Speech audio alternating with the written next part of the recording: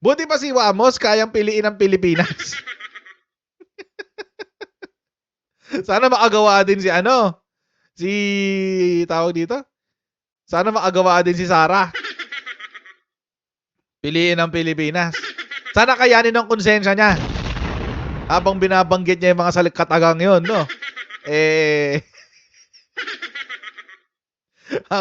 habang binabanggit niya yung mga katagang yun, hindi siya masunog. Si Kong Migs Nograles meron? Nung piliin ang Pilipinas? Talaga? Tingnan nga natin. Bibi, ikaw, kailan ka? Tingnan natin. Migs Nograles. Ito yung sa kanya, oh. Meron nga. Ayan, oo. Attorney Migs. Partida. 3 stars and the sun. Hindi ko na mapanood ng buo eh. Ngayon ko lang nalaman na meron eh. Bibi, baka pwede ka rin ganito. Kung kakayanin ng pagkatao. Ano yung phone ko? S23 Ultra. S23 Ultra. Oo. Korean phone. Ayaw ko mag-China phone eh. Di ba? Pero meron talaga. Ayan, oh. Ayan. Bibi, baka naman. So, mukhang lumalakas ang panawagan ng Sara resign. Oo. At nagkakaroon na rin ng panawagan na laglag si Bato. Oo. Ilaglag daw si Bato.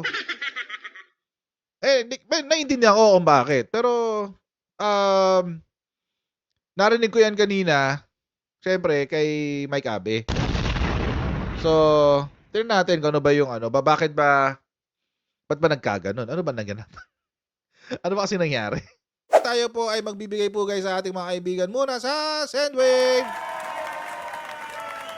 Kung kayo ay nasa US, UK, Canada, Italy, France, Spain, Ireland, and Belgium, may pwede kayo magpadala na yung marimete sa Pilipinas.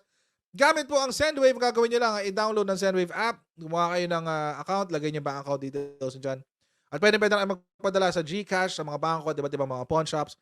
At kapag ginamit nyo pa kayong promo code na coach dati, makakuha kayo ng karagdagan $20 free credit. Kaya gawin nyo sa Sendwave for all of your remittance needs. Okay. Buhay na buhay po ang demokrasya.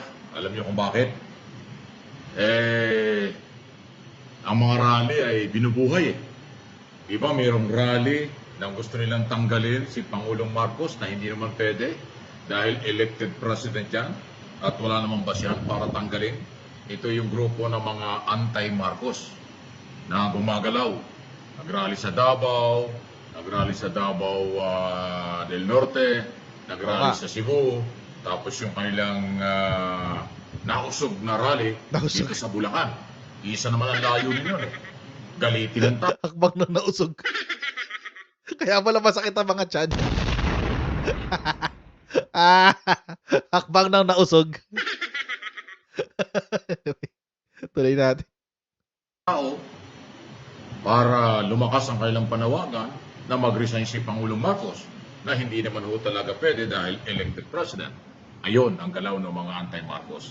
Ngayon, hindi naman po ito anti-Duterte dahil ang isang grupo naman gusto din mag-rally sa harap ng Department of Education. Ayun na nga. Kasi hindi naman nila nagugustuhan ang performance ni Secretary Sara Duterte.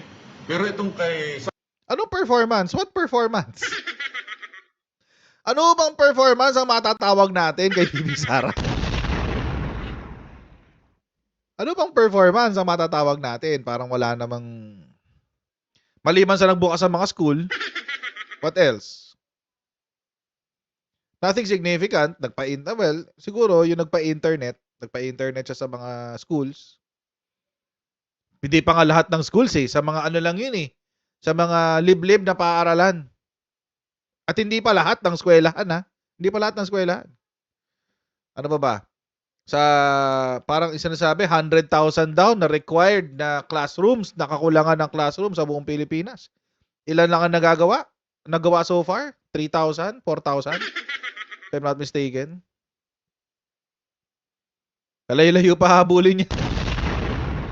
Pero mga kotsero, in fairness saan siya busy? Saan busy? Saan busy si Bibi Sara? Busy siya sa pag-attend ng mga burol. Busy siya sa pag-attend ng mga burol, guys. Oo. Busy siya doon. Lahat ng burol na merong AFP, pupuntahan niya. Totoo yan. Maliban na lamang sa mga nasaktan ng China. Hindi niya pupuntahan yun. Exempted yun. Exempted yung mga... Wag ganun. Ha? Wag ganun. Hindi rin niya tutulungan, hindi rin niya pupuntahan yung mga kahit di ba, bilang vice-presidente, di ba?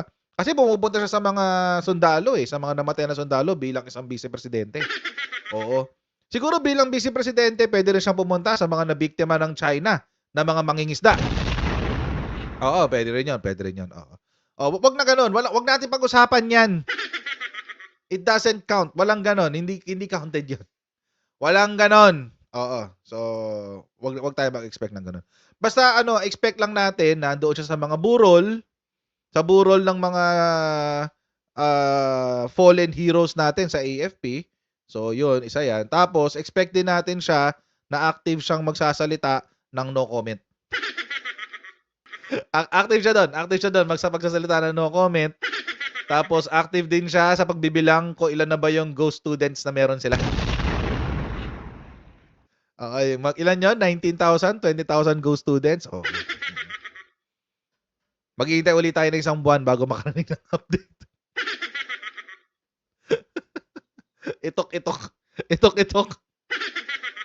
Kaya malakas ang panawagan ng Sara resign. It's not because people are just upset with her. Hindi yung katulad ng ginagawa ng mga Duterte Balahura supporters na porke galit sila kay PBBM, BBM resign. Ganun sila Galit lang kasi sila. Wala silang dahilan. Walang valid na dahilan actually. Walang valid na dahilan. Pero dahil galit sila, ayun. BBM resign. Pero lang yun. Pero on the other hand, si VP Sara, wala nang achievement as a vice president, wala pang achievement sa DepEd. Alam niyo mga kotsero, kaya nga siya binigyan ng trabaho sa DepEd para magpabida. Binigyan siya ng plataforma ni PBBM para ipakita sa buong Pilipinas na kaya niya ang national scene. Kung si Digong may brut-brut. Si Sara may itok-itok. Brutok. Wala. Anong accomplishment? Sige nga. Anong accomplishment? Binigyan ko na nga siya. At least ako personally, pinagtanggol ko siya ng 1 taon at kalahati. Kasi nagiintay ako ng ipaglalaban Problema, wala. Wala maibala Ano gagawin natin? Brot. Yun lang magagawa natin Brot. Tuloy natin si Mike Abe. Sara Duterte, pinagre-resign siya ng mga supporters ng administrasyon bilang secretary ng Department of Education, hindi naman vice president. Okay? Dahil nga meron daw siyang pagkukulang, okay, sa kanyang pagiging secretary ng Department of Education. Nagpatawag nga ng hearing ang Committee on Basic Education sa Congress para balangkasin, pag-usapan kung ano maganda para sa education ng mga bata. Hindi dumating, hindi dumalo si Secretary Sara Duterte at ang dumalo ay mga undersecretary lang. Sir Mike Abe, meron akong rekomendasyon. Gusto niyong papuntahin si VP Sara sa committee hearing? Gawin yung burol ang setup. Upahan niyo yung mga puninarya sa tabi-tabi. Kahit walang bangkay, basta mukha lang burol. Try nyo. Lagyan nyo ng mga bulaklak na pangpatay, lagyan nyo ng mga ilaw, tapos kabaong lang. Walang laman. Kabaong lang. Walang tao. Oo. Kabaong lang. Try nyo. Diyan sa Committee on Education, sa lower house, lagyan nyo ng burol yung hearing nyo, pupunta si Sara. Burol na mukhang pang AFP. Mandato niya yun eh. Mandato niya kaya yun, bumisita sa burol ng mga sundalo.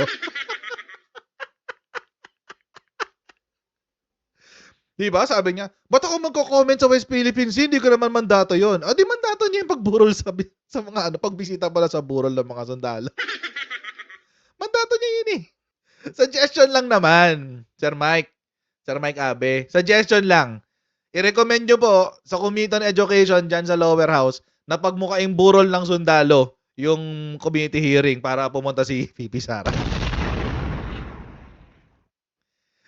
Mahalaga na yung boses, paninindigan at programa ng departamento manggagaling sa isang sekretary. Mukhang may pagkukulang yata si Sara Duterte sa ganong klase ng proseso na dapat siyang magpaliwanag. Maliban pa dyan, ay yun nga pong paniniwalang, yun na nga pong bad shot at saka hindi nga magandang relasyon complicated ng relasyon ni Sara Duterte at mga Duterte sa Office of the President. So yan po yung mga issue. Kaya meron pong rallying gagawin dyan sa harap ng Department of Education sa Pasig City na ang balita ko ipapayagan naman ng city government na mag-rally sa isang mapayapang pamaraan yung mga ayaw na kay Sara. Ayaw na sa sekretary ng Department of Education. Pumayag na ba si Vico? So, ito lang Pumayag na ba si Vico Soto? Yan ba yung sa 17? Pumayag na ba si Vico? Si Vico Soto? Hindi ko alam eh. Hindi ko alam.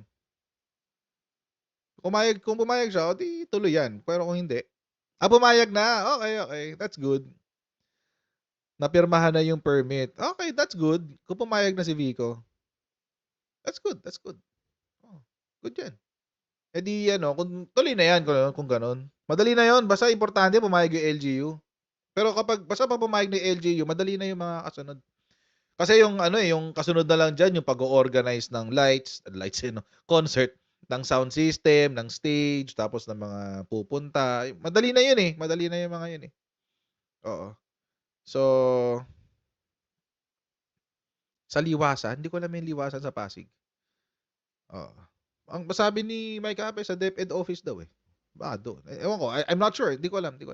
'Di ba? Kung kaya niyong kung kaya niyo mag-rally, 'di ba? Kung kaya pala ng mga DDS na mag-rally, syempre yung mga admin supporters, kaya din nila mag-rally. Kaya dapat hindi sila magalit. Huwag kayo magalit kung pagraralihin, pinagre-resign si Bibi Sara. 'Di ba? You should be able to you should be able to take what you can dish out. Ganun lang kasimple 'yun. You should be able to take what you can dish out. Hindi pwede yung pikon-pikon ka. Walang ganun. Hindi pwede. Nakailang rally na nga kayo eh.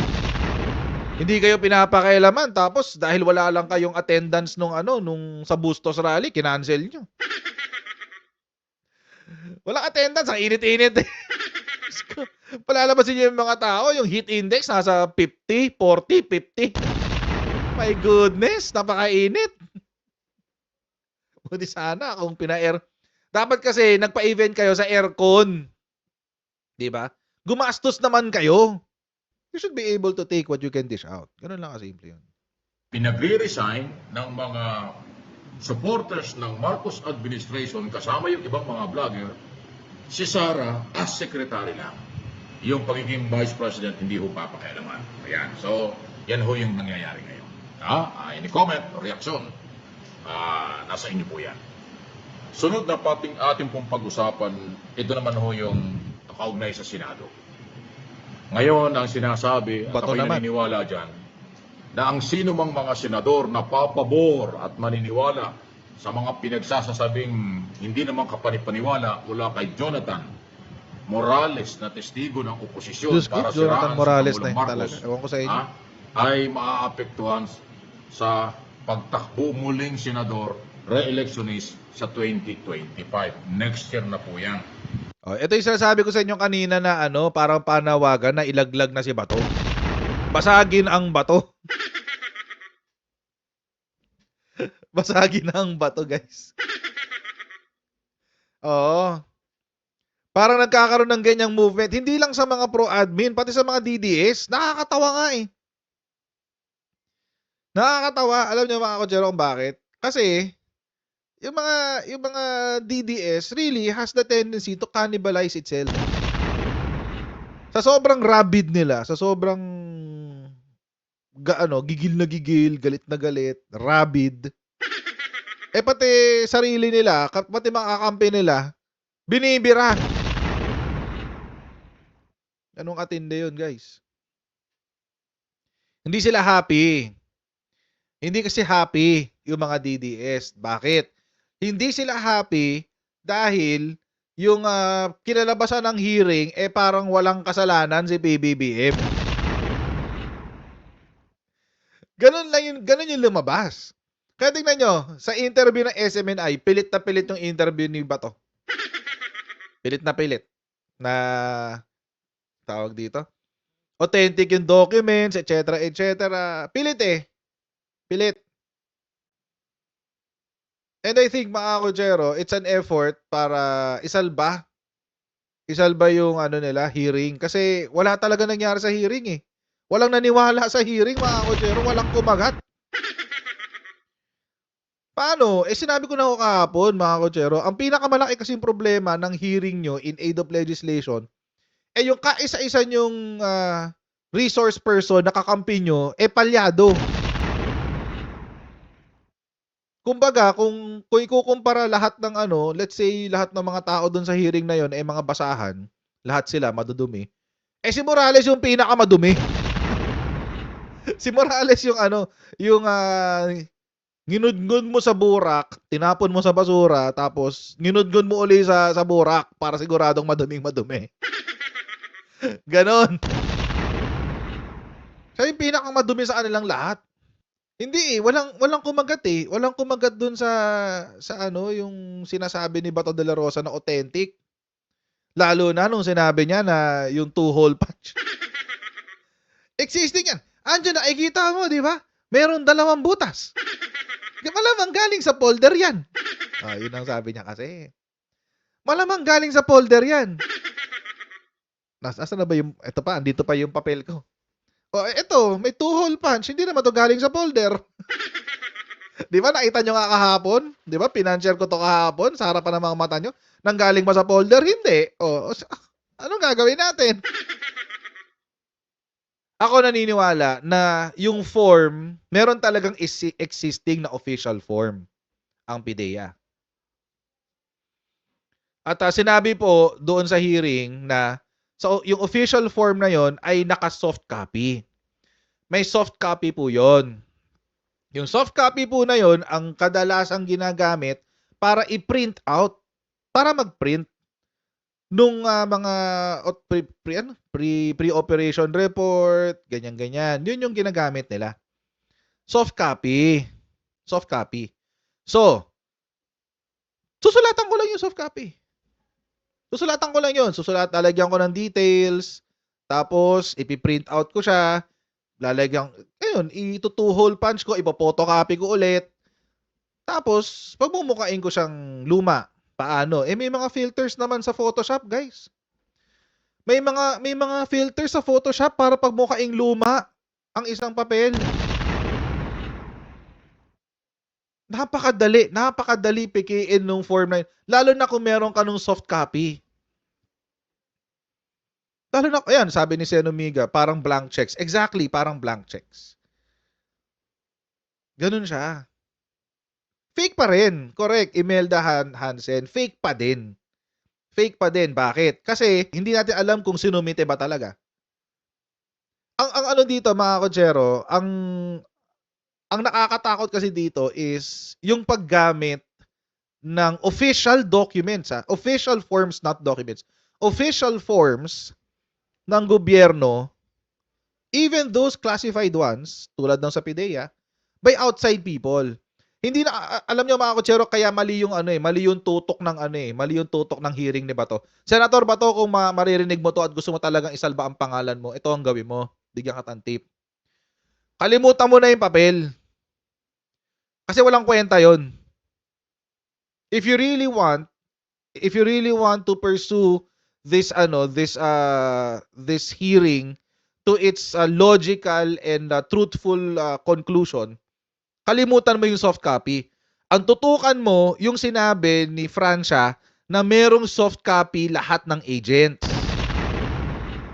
Kasi malamang sa malamang yung soft copy ng official form ng PIDEA ang nag-leak. Hindi yung ginawa ni Morales. Kasi napakadali nun eh. Napakadaling gawin kasi nun, mga kotsero. Kung meron ka na nung official soft copy, ang dali nang mameke. So, I would agree kung sinabi ni Senator Bato na, oh, ayan yung dokumento, it is existing. Ay, oo, nag-i-exist talaga. Kasi may gumawa at may pumirma. Nag-i-exist. But the question is this, is it an official and authentic document? Existence and authenticity are two different things. O, existing din ang mga diploma doon. Sa recto. Yung mga pumepeke ng diploma. Existing din yun. But are they authentic? No. So, yun natutukan mo, Senator Bato. If you want to redeem yourself, kung gusto mong isalba ang sarili mo dito sa hearing na to, kalimutan mo na yung nilabas ni Morales kasi yung nilabas ni Morales, obvious na peke. Obvious. Obvious din si Morales, bitawan mo na si Morales kasi si Morales obvious na propagandista lang. Mas madumi pa siya doon sa kahit sa inyong lahat na nandiyan sa loob ng Senado. Siya ang pinakamadumi sa inyong lahat. Kaya ilaglag mo na siya. Tutukan mo si Francia na boss ni Morales kasi siya ang naglabas ng info na lahat ng ahente ay may kopya ng soft copy. May soft copy pala rather. May soft copy nung mga forms. Kung gusto mo talaga isalba yung sarili mo. Pero kung gusto mong ituloy yung propaganda na si Marcos ay addict at ginawa na siya ng report, pre-operation report para imbestigahan, etc. etc. By all means, go ahead. Pero wag kang magagalit sa amin kapag nilaglag ka. Wag ka magtatampo sa taong bayan kapag natalo ka sa 2025. Tulad ng sinabi niya, di ba sabi niya, wag ko kayo magalit sa akin, nag-hearing lang ako, yun ang sinabi niya. Wag din mo kayo magalit sa mga botante kasi sigurado ilalaglag ka. Eto na nga, nag-uumpisa na. Sa Mayo ng 2025 mag-eleksyon. Kaya hindi lang si Senador Bato de la Rosa ang pwedeng maapektuhan dyan. Pati yung ibang senador na magpapakita ng suporta kay Morales. Dahil nga sinasabi ng NBI, ng PNP at ng PDEA hindi credible. Dismiss na pulis yan, dismiss na PDEA agent yan. Ang nagpapagamit lang sa mga Duterte camp para siraan si Pangulong Marcos. Right. At ang epekto nito sa mga politiko na sasawsaw at makikialam dyan or maniniwala. Ang taong bayan ay gising na gising. Sigurado kayo po ay pananagutin sa pamamagitan ng hindi kayo susuportahan sa next election. Truth. Kaya tatandaan ng mga mamamayan kung sino yung mga senador nakakampi kay Morales at yan ang tagilid sa next election. Next year na nga po yan. Okay? Any comment, reaction, malaya po kayo para po dito sa isyong ito. At kaugnay pa rin po ng isyong yan, pati yata si Maricel Soriano, isa sa mga aktibong artista noon, ay gusto yatang ipatawag sa Senado. Ibig sabihin, ayaw tumigil ng committee ni De La Rosa. Kahit na yung mga pro-Marcos or yung mga DDS ay galit kay Senador De La Rosa dahil hindi niya nasira si Pangulong Marcos doon sa unang hearing, itutuloy pa pala ito. At yun daw si Maricel Soriano na artista ay balak imbitahan. At yung isang vlogger na nasa Amerika, pinaiimbitahan din. Pati yung dating executive secretary na si Paquito Ochoa ay iimbitahan din daw. So magpapatuloy pa pala ito. Kaya yan ay pakikiramdaman, susubaybayan ng mga mamamayang Pilipino. Kung kayo maniniwala kay Morales sa mga Alam nyo, feeling ko dyan kapag pumunta si Paquito Ochoa, they're not true. And he doesn't have to show proof. Bakit? Si Morales hindi naman nagpapakita ng ebidensya eh. Pag si Maricel Soriano tinanong, ikaw ba ay nagdodroga noong 2012? Malamang sasabihin, syempre artista yun, may reputasyon siyang kailangang protektahan. Ano sasabihin niya? Hindi po. Kung baka doon pa niya ma-realize na gusto niya maghabla. Andiyan na si Paquito Ochoa para ipahabla si Morales. Si Morales kasi nag-aakusa eh. Ang dami niyang kinuda. Ang dami niyang sinabi. Sinulat pa niya. Sinulat pa niya yun sa letter niya sa PIDEA kay General Lasso. Kay PIDEA Director General. Documented. So pwede lang sabihin ni Marcel Soriano, pwede ko hubang kunin yang tawag dito. Sulat na yan na ikinalat sa social media, kakasuhan ko lang tong Morales na to. Yan po ba yung original document? Pwede hubang pahingin ng kopya? So mga kotsero, again, Senator Bato, kung nakakarating sa inyo yung mga videos natin, ilaglag mo na tong hearing na to. I mean, kung gusto mo pa ipagpatuloy after this one, bahala ka na. Pero at least ilaglag mo na si Morales. Kasi si Morales really is not a valid and not a credible source. At hihilahin mo yung political suicide tong ginagawa mo. Maniwala ka, Senator Bato. Political suicide to. Unless gusto mo na talagang mag-out sa politika, di ba? Walang problema. Sacrificial lamb ka na ngayon. Di ba? Sacrificial lamb ka ngayon. Okay lang naman yun kung gusto mo. Pero kung nagbabala ka kung gusto pang manalo sa 2024 at 2025, wag kang, bitawan mo na to kasi wag kang umasa sa mga DDS, 20% lang yan. Yung admin, 31%. Yung mga neutral, mga medyo matitinong mag-isip, yun, 45%. Good luck. Kung ako papanoorin ko yung live stream sa Tuesday. Baka mag-live react din tayo habang tumatakbo yung hearing. Try natin. Tanghali yun. Pero mukhang nagda-digest pa ako ng mga panahon na yun. Anyway, tingnan natin. But again, mga kotsero, si Bato has more to lose than Morales.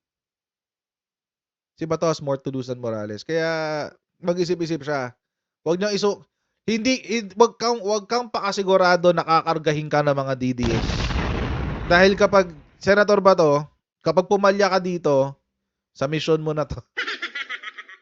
If this is a mission, if lang naman. Pag pumalya ka dito, pag hindi mo nasiraan si PBBM dito, hindi ka kakargahin ng mga DDS. So might as well, 'di ba? Knock some sense into your head and honest to goodness, pursue yung dapat mo talagang i-pursue dyan sa hearing. Mas maganda, Senator Bato, tutukan mo yung nag-leak na PIDEA form. Yun talaga ang dapat mong tutukan dyan. Yung PIDEA form. Yun talaga. So,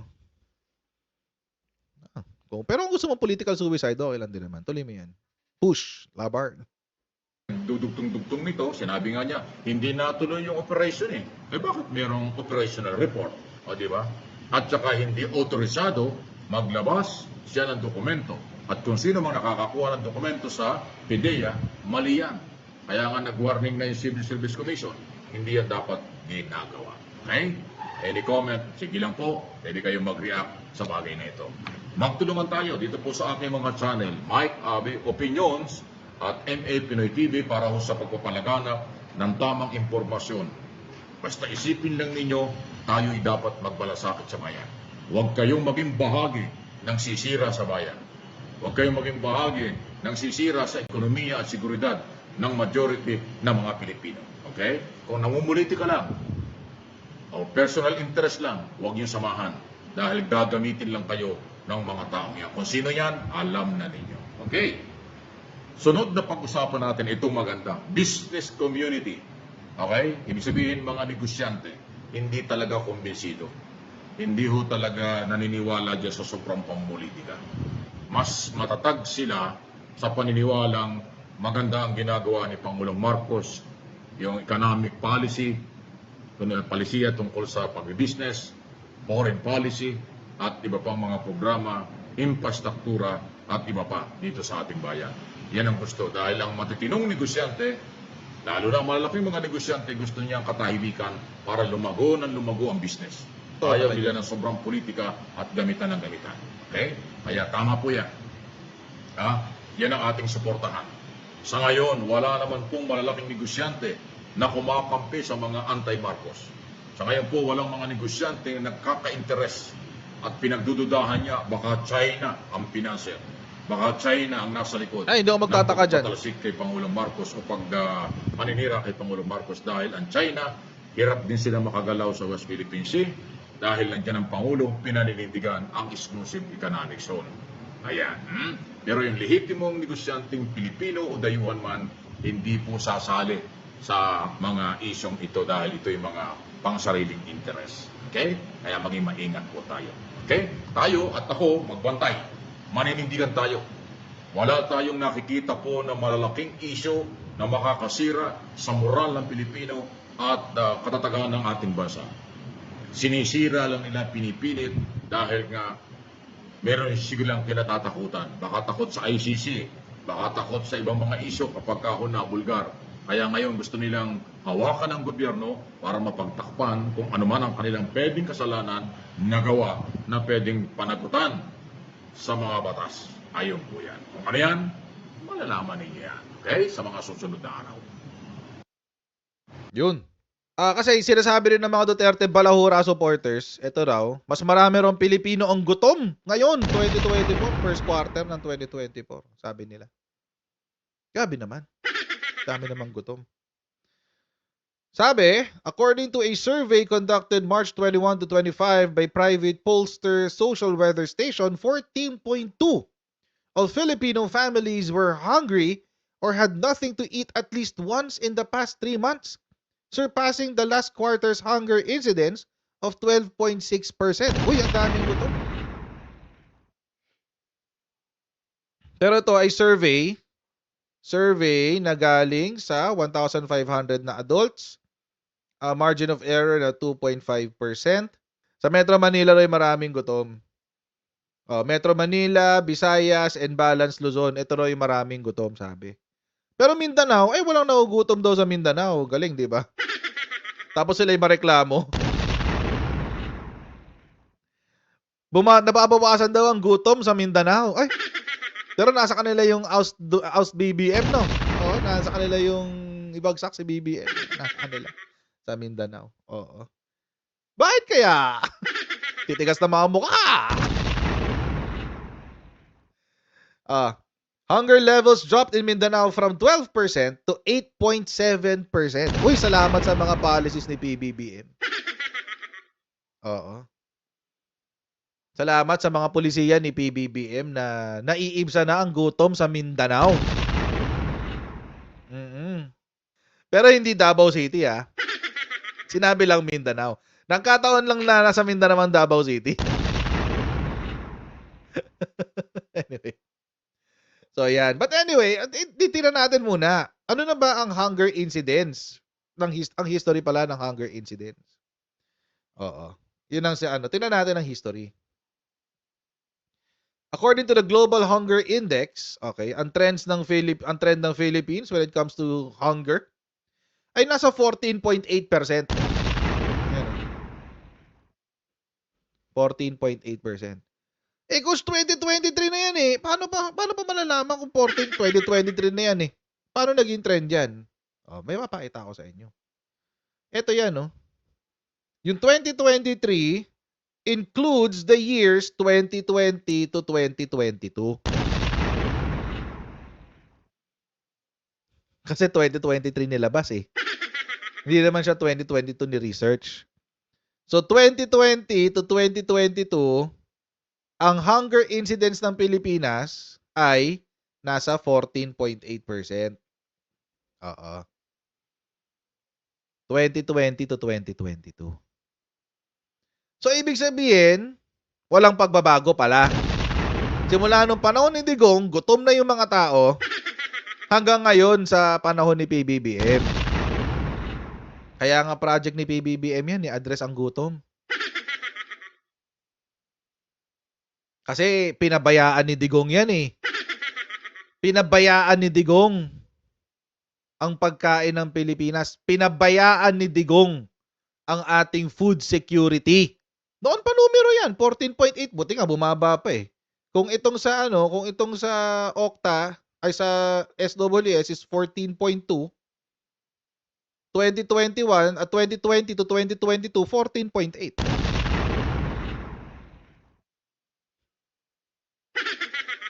Kamusta naman ang best president ever nila? Anyari sa best president ever nila? Oo. Ano nangyari sa best president ever na si Digong? Correct. Kenneth Reyes. Pahamak ang rice tarification law. Agree. Yun talaga yan eh. Yung rice tarification law. Yung batas na isinulat para isalba si Digong sa galit ng taong bayan. Yun eh. Inamin na ni Villar. Inamin na yan ni Cynthia Villar. Noon. Buti pa pala ang Mindanao. No, bumaba ang insidente ng gutom sa Mindanao. 8.7. Si PBBM nakapagpasok na ng 1.7 trillion pesos. 1.7 trillion pesos. Sureball na yan. President Marcos during the Labor Day celebrations disclosed that according to investment and promotion agencies of the government, over 1.7 trillion in investments was recorded for 2023, which was expected to create 108,000 jobs. Pero syempre, sasabihin ng mga Duterte Balahura supporters, hindi namin nararamdaman. Magtrabaho kasi kayo. Try nyo magtrabaho, hindi yung nagtotroll lang kayo sa social media. Trabaho kasi kayo. Mga Duterte Balahura supporters. Try nyo magbanat ng boto paminsan-minsan. Paano bang gagawin? Sara resign. Sara resign na raw. Ilaglag na raw si Bato. Naglag na si Bato. Ako mga kochero, I'm not one to tell people what to do. Hindi kasi ako ganun eh. Hindi ako nag-uutos kung ano yung dapat nyong gawin. May sarili naman na kayong utak. Malalaki na kayo. Malalaki na kayo. Kaya nyo na pagdesisyonan yan. Oo, kaya nyo na pagdesisyonan yan. So yun mga kochero, maraming po salamat sa inyong patuloy pagsuporta sa ating channel. Huwag niyo po kalimutan mag-like, share, and subscribe. And I'll see you in our next Coach Jared Live. Alright, God bless. God bless y'all. And see you all next time, guys. Bye! Bye!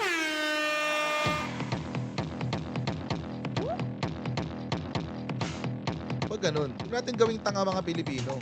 Mas maganda kasi nasa lugar ka ng tama kaysa yung pinipilit mo yung pagkakamali.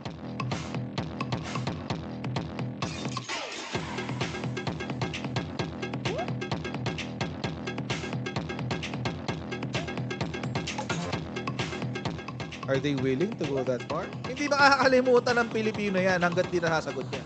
Sino ngayon nagsasabi ng totoo?